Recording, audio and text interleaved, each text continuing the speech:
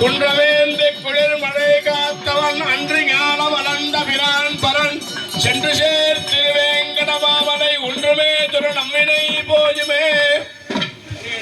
ஓம் பரணை தலை எடுத்துரு. तस्मात् विराट जायत विराजो अतिपूरुषः स जातो अत्यरिष्यत पश्चात् भूमिमतो पुरः यत्पुरुषेण हविषा ऊरु तथा यद्वैश्यः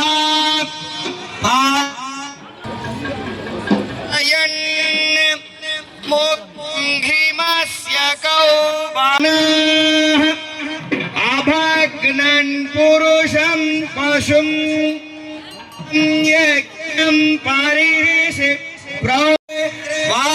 वायव्यान्